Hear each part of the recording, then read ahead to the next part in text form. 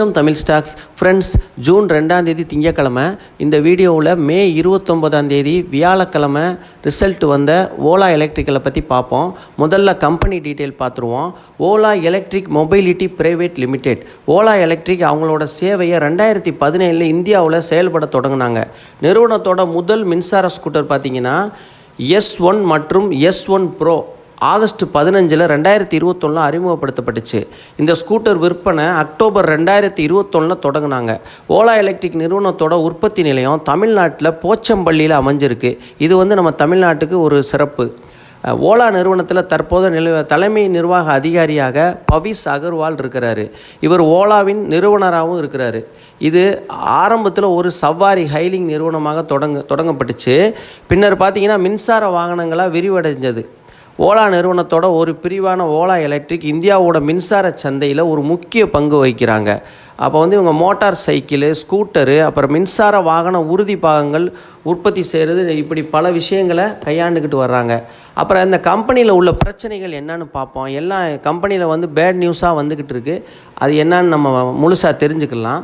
Company எதிர்கொள்ளும் சவால்கள் என்னன்னு பார்த்தீங்கன்னா, இந்தியாவோட இருசக்கர மின்சார வாகன சந்தையில் முக்கிய பங்கு வகிக்கிற இந்த ஓலா நிறுவனம் வாடிக்கையாளர்களிடமிருந்து அதிகமான புகார்களை பெற்றிருக்காங்க. அப்புறம் பார்த்தா இவங்கக்கிட்ட உற்பத்தி குறைபாடு நிறையா இருக்குது. புதிய வாகனம் அப்படின்னு சொல்லி பழைய வாகனங்களை விற்கிறாங்க. டெலிவரி சேவை ரொம்ப தாமதப்படுத்துகிறாங்க.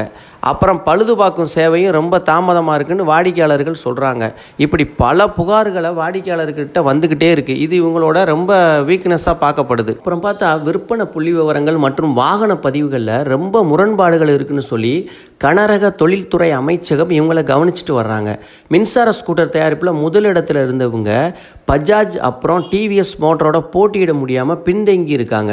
நிறுவனத்தில் அதிகரித்து வரும் நிதி இழப்புகள்னால நீண்டகால நிலைத்தன்மை குறித்து கவலை எழுந்திருக்கு.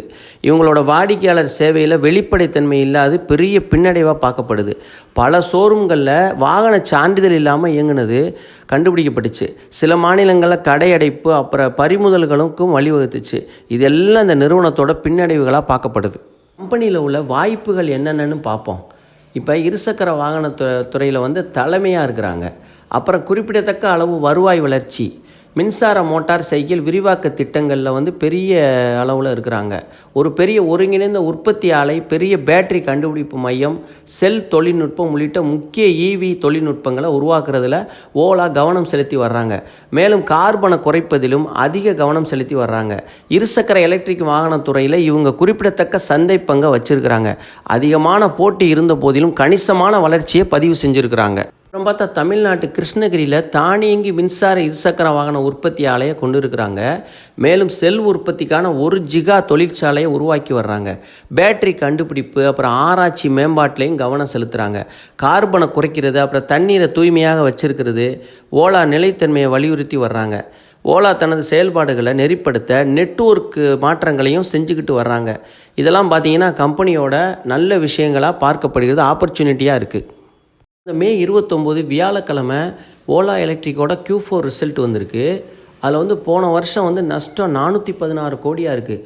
ஆனால் இந்த காலாண்டில் 870 கோடியாக நஷ்டம் 2 மடங்கு அதிகரிச்சிருக்கு.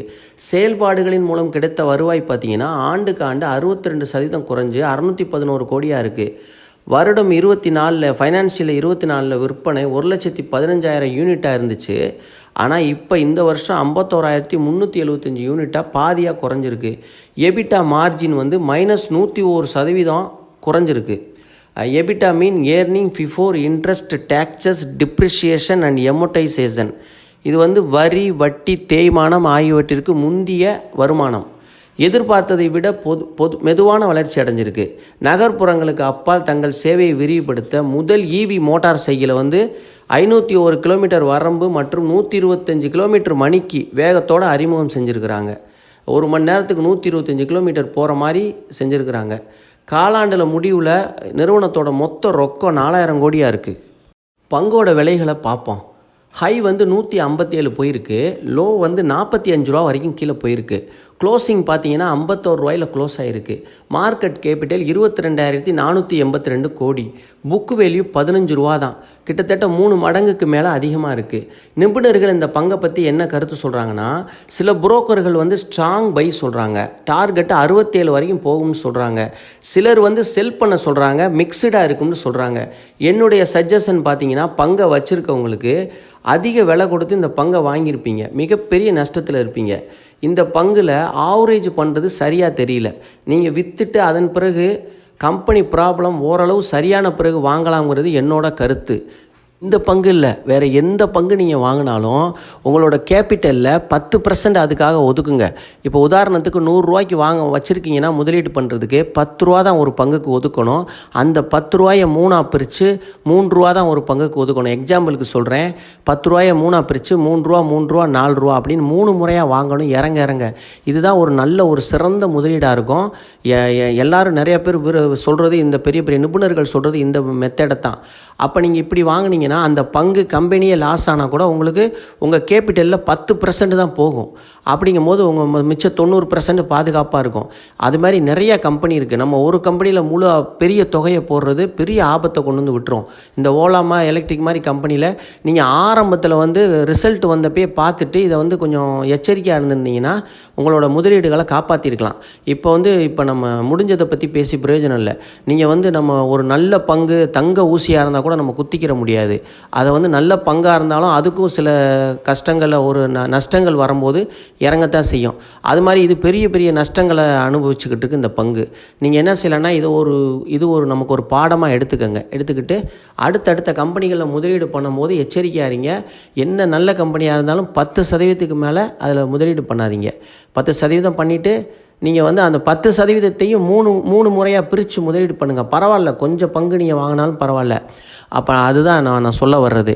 அதனால் இந்த நம்ம சேனலோட முக்கிய நோக்கம் வந்து எல்லாரையும் கோடீஸ்வரங்களை ஆக்கணுங்கிறது கிடையாது, யாரையும் ஏழை ஆக்கிடக்கூடாது. அதுதான். ஒரு வியூவர் கூட நம்ம வீடியோவை பார்க்குறவங்க யாரும் நஷ்டப்பட்டதாக சொல்லக்கூடாது. அதுதான் என் சேனலோட நோக்கம். உங்கள் வீடியோவை பார்த்து நான் நஷ்டப்பட்டேன்னு சொன்னால் அது நான் பட்ட நஷ்டம் மாதிரி நான் நினைக்கிறேன். அதனால் நான் வந்து நீங்கள் இதை அறிவுரையாக எடுத்துக்கிறவனா எனக்கு தெரிஞ்சதை சொல்கிறேன். ஆனால் இனிமேல் வாங்க போகிறது கொஞ்சம் கவனமாக போய் ஒரு பங்குகளை அணுகுங்க. நல்ல பங்குன்னு தெரிஞ்சு ரிசல்ட்டெல்லாம் நல்லா இருக்குன்னு தெரிஞ்சால் வாங்குங்க. நல்லா இல்லை அப்படின்னா கொஞ்சம் வாங்குங்க. உங்களுக்கு ஆசையாக இருக்குது இந்த பங்கு நல்ல பங்கு, எதிர்காலத்தில் நல்லா இருக்கும்னு உங்களுக்கு நம்பிக்கை இருந்தால் அளவாக முதலீடு பண்ணிவிட்டு பொறுமையாக இருங்க, கண்டிப்பாக வெற்றி அடையலாம். ஆனால் சில பங்குகளில் இப்போ இந்த ஓலா மாதிரி பங்குகளில் வந்து 120, 130, 140க்கெலாம் வாங்கியிருப்பாங்க. அவங்களுக்கெல்லாம் மிகப்பெரிய நஷ்டமாக இருக்கும். அவங்க கேபிட்டல் கிட்டத்தட்ட 70% குறைஞ்சிருக்கும். இதெல்லாம் வந்து ரொம்ப வேதனைக்குரிய விஷயந்தான். அவங்கெல்லாம் கொஞ்சம் மனசை திடப்படுத்திக்கங்க. அதெல்லாம் வந்து வாழ்க்கையில் நஷ்டம் வரும் போகும், அதெல்லாம் பெரிய விஷயம் இல்லை. நான்லாம் பெரிய நஷ்டங்கள்லாம் பண்ணியிருக்கேன், பெரிய லாபங்களும் அடைஞ்சிருக்கேன். ஆனால் எப்பயுமே பொறுமைக்கு வெற்றி இருக்குன்றது நம்ம ஸ்டாக் மார்க்கெட்டில் கற்றுக்கலாம். பொறுமையாக இருக்கிறவங்க என்றைக்குமே தோல்வி அடைய மாட்டாங்க. அவசரப்படுறவங்க தான் தோல்வி அடைவாங்க பங்குச்சந்தையில். ஒருத்தவங்களோட தோல்வி உங்களோட வெற்றியாக இருக்கும், அந்த மாதிரி ஆயிரும். அதனால் நீங்கள் என்ன பண்ணணும், பங்குச்சந்தையில் வந்து முதலீடு பண்ணுறது நிதானத்தை கடைப்பிடிக்கணும், பொறுமையாக இருக்கணும். எதுவும் எங்கேயும் போயிடாது. இந்த பங்குகள்லாம் நம்ம வந்து 140 ரூபா கொடுத்து வாங்கி வச்சுட்டு உக்காந்துருப்போம்.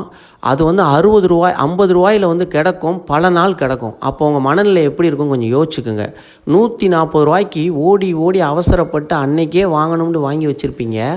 ஆனால் அது ஒரு 6 மாதம் கழித்து 50 ரூபாயில் அப்படியே கிடக்கும் போது உங்கள் மனநிலை எப்படி இருக்குன்றது நீங்கள் யோசிச்சுக்கோங்க. அந்த வலிகளை நம்மளால் தாங்கவே முடியாது. அப்புறம் வந்து நம்ம ஏதாவது ஒரு குழந்தைங்க கேட்கும், அப்போ வாங்கி கொடுக்க மாட்டோம். ஏதாவது ஆசைப்பட்டு ஒரு பொருள் ஒரு பிள்ளைங்க கேட்கும், இது விலை கூட இருக்குது அப்படின்னு நினைப்போம். ஆனால் கொஞ்சம் விலை கூட இருக்குதுன்னு இருந்தாலும் நம்ம வாங்கி கொடுக்க மாட்டோம். அதே இது இந்த நஷ்டங்கள் வரும்போது நம்ம அதை நினச்சி பார்ப்போம். ஐயோ, நம்ம அந்த பொருள் கேட்டப்போ கூட வாங்கி கொடுக்கலையே, இவ்வளோ பெரிய நஷ்டத்தை அனுபவிச்சிருக்க வேண்டிய. இதெல்லாம் வந்து வாழ்க்கையோட பாடங்கள். இதனால் நீங்கள் ரொம்பலாம் வருத்தப்படாதீங்க. இதெல்லாம் யதார்த்தம்தான். இதை செய்யாத பெரிய வாரன் பஃபெட்டாக இருந்தாலும் நஷ்டப்படாமல் இந்த மார்க்கெட்டில் சர்வே பண்ணியிருக்க முடியாது. அவரும் அனுபவப்பட்டு தான் இந்தளவுக்கு ஒரு பெரிய சிற்பியாக மாறியிருக்காரு. அதனால் எல்லாருக்குமே ஒரு நஷ்டம் வந்தவங்க தான் ஜெயிக்க முடியும். ஆனால் அதே சமயத்தில் உங்கள் கேபிட்டலை தொலைச்சிடக்கூடாது. அதுதான் இதில் இம்பார்ட்டன்ட். இப்போ வந்து உங்கள்கிட்ட கேபிட்டல் வந்து ஒரு 10% தொலைஞ்சிருந்துச்சுன்னா உங்களுக்கு கவலை இல்லை, 90% கேபிட்டல் பாதுகாப்பாக இருக்கும். அது மாதிரி எல்லா செக்டார்லேயும் 10% முதலீடு பண்ணிங்கன்னா ஒரு 5 செக்டார் தூக்கி விட்டுரும். 5 செக்டார் இப்போ ஒன்றும் லாபம் இல்லாமல் போனாலும் 5 காப்பாற்றிடும். இதெல்லாம் பங்குச்சந்தையில் இருக்க எனக்கு தெரிஞ்ச சில அறிவுரைகள். அதனால் நீங்கள் வந்து இதெல்லாம் கடைப்பிடிச்சிங்கன்னா எதிர்காலத்தில் நல்ல ஒரு முன்னேற்றத்துக்கு வரலாம். அப்புறம் வந்து இந்த பங்கை வச்சுருக்கவங்களுக்கு இதெல்லாம் அறிவுரை, வாங்கி வச்சுருக்கவங்களுக்கு. இதே இது நான் வந்து புதுசாக வாங்கணும் அப்படி கன்சிடர் பண்ணணும்னு நினைக்கிறவங்களுக்கு 47 ரூபாய்க்கு கன்சிடர் பண்ணலாம், 40 ரூபாய்க்கு வந்தால் கன்சிடர் பண்ணலாம், 37 ரூபாய்க்கு வந்தால் கன்சிடர் பண்ணலாம். வராட்டி பேசாமல் இருக்கலாம். கொஞ்சம் கொஞ்சமாக 3 முறை அதிக பணத்தை போட்டுறக்கூடாது, 3 முறை கன்சிடர் பண்ணணும். ஒரே பங்கில் எந்த காரணத்தை கொண்டு அதிக பணத்தை போட்டுறக்கூடாது. இது மாதிரி செஞ்சிங்கன்னா கொஞ்சம் லாபம் கிடைக்கிறப்போ விற்றுட்டு வெளியே வந்துக்கோங்க. நல்ல கம்பெனியில் எல்லா பிரச்சனையும் முடியுதுன்னு சொன்னால் லாங் டேர்முக்கு வச்சுக்கோங்க. நல்ல நிறுவனம் தான், என்னென்னு தெரியல, அது உள்ள கம்பெனியில் இருக்க ப்ராப்ளம்லாம் கொஞ்சம் ரொம்ப மோசமாக இருக்குது. அதெல்லாம் சரியாகுன்ற நம்பிக்கை எனக்கு இருக்குது. அதனால் அதெல்லாம் சரியாகி வரட்டும் நம்மளும் விருப்பப்படுவோம். நான் வந்து செபி ரிஜிஸ்டர் அட்வைசர் இல்லை. எனக்கு தெரிஞ்ச விஷயங்களை உங்கள்கிட்ட சொல்கிறேன். என்னோடய வாழ்க்கை பாடங்கள், அனுபவங்களை உங்கள்கிட்ட சொல்கிறேன். நீங்கள் இதை கேட்டு நஷ்டமாகாமல் இருந்தீங்கன்னா அது என்னோடய பெரிய வெற்றி. இவ்வளோ நேரம் பொறுமையாக வீடியோ பார்த்ததுக்கு ரொம்ப நன்றி. சப்ஸ்கிரைப் செய்த ஆதரவு அளித்த அனைத்து நல்ல உள்ளங்களுக்கும் மிக்க மிக்க மிக்க நன்றி.